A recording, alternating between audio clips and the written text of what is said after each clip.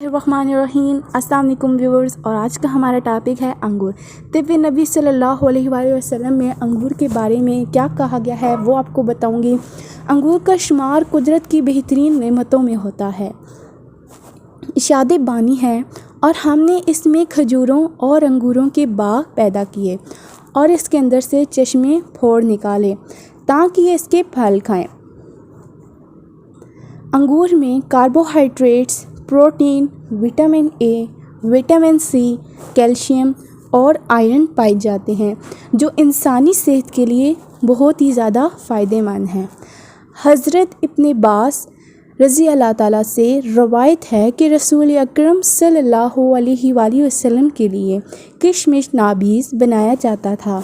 آپ صلی اللہ علیہ وآلہ وسلم اسے دن بھر پیتے اور دوسرے دن بھی پیا کرتے اور تیسرے دن بھی شام تک، پھر جو بچتا تو وہ خدمت گاروں کو پلایا جاتا یا بہا دیا جاتا۔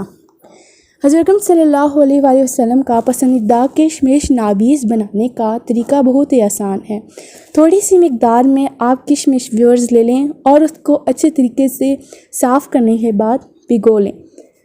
تھوڑی دیر بھگونے کے بعد جوسر مشین میں ڈال کر اس کا جوس بنا لیں اور اس کے اندر آپ 1 ٹیبل اسپون شہد ملائیں۔ اس سے بہت ہی پیارا ٹیسٹ آئے گا اور یہ بہت ہی مزے کا جوس بنتا ہے۔ انشاءاللہ اس کی ریسیپی بھی میں آپ کو دوں گی۔ انگور اچھی صحت کے لیے ایک نعمت ہے جو وزن بڑھاتا ہے اور چہرے کی رنگت کو خوبصورت بناتا ہے۔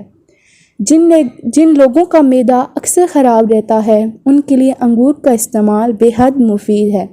یہ دل، جگر، دماغ اور گردوں کو طاقت دیتا ہے۔ سینے کے جملہ امراض میں انگور بے حد مفید ہے۔ طب نبی صلی اللہ علیہ وآلہ وسلم میں انگور کے بارے میں کیا بولا گیا وہ ویورز میں نے آپ کو بتایا ہے، اور انشاءاللہ اس کے جو مزید بینیفٹس ہیں وہ بھی میں آپ کو ایک ویڈیو میں بتاؤں گی۔ اگر آپ کو میری آج کی ویڈیو پسند آتی ہے تو اسے لائک ضرور کریں، اپنی فیملی کے ساتھ شیئر کریں اور میرے چینل کو سبسکرائب کر دیں تاکہ آنے والی بیل آئیکن کو پریس کریں تاکہ آنے والی میری ہر ایک نئی ویڈیو کا نوٹیفیکیشن آپ کو ملتا رہے۔ تو اپنی ہوسٹ کو اجازت دیجیے۔ اللہ حامی اور ناصر۔